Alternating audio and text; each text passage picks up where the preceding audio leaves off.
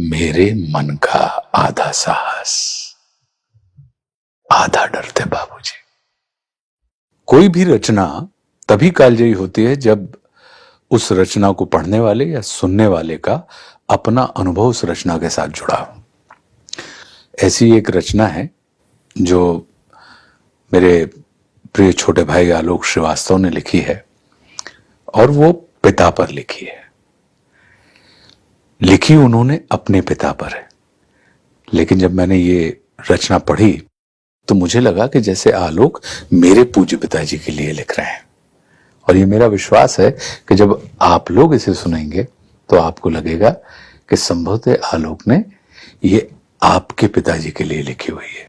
मैं बड़ा पसंद करता हूं आलोक को, आलोक की तमाम गजलों को, नज्मों को, गीतों को, क्योंकि आलोक व्यक्तिनिष्ठ बात नहीं करते हैं। वो भले ही उनके अपने अनुभव की बात कर रहे हों, लेकिन जब उनकी कलम झरती है तो उसमें उनका अनुभव नहीं, सबका अनुभव हमें दिखाई देने लगता है। ये सफलता होती है रचना की और रचनाकार की कि जब संबंधों से हटकर रचनाकार भाव पर ले जाता है। तो पिता या माता ये हमारे संबंध जरूर होते हैं, लेकिन अगर देखा जाए तो ये भाव प्रधान चीजें होती हैं।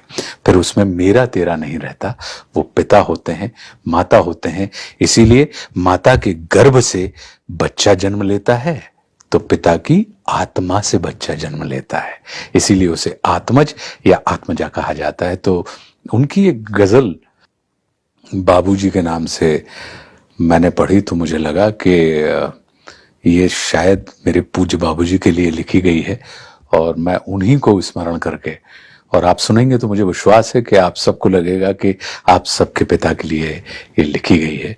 तो आलोक लिखते हैं कि घर की बुनियादें दीवारें बाम और दर थे बाबूजी।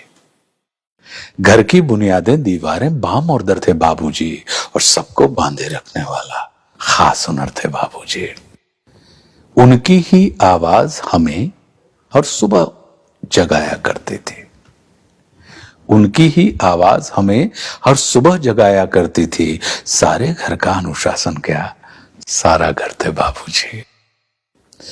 भीतर से खालिस जज्बाती और ऊपर से ठेठ पिता। भीतर से खालिस जज्बाती और ऊपर से ठेठ पिता। अलग, अनूठा, अनबूझा सा एक तेवर थे बाबूजी। और 3 मोहल्लों में उन जैसी कदकाठी का कोई न था। अच्छे खासे ऊंचे पूरे कद्दावर थे बाबूजी।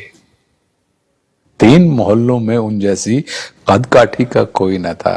अच्छे खासे ऊंचे पूरे कद्दावर थे बाबूजी। और अब तो उस सूने माथे पर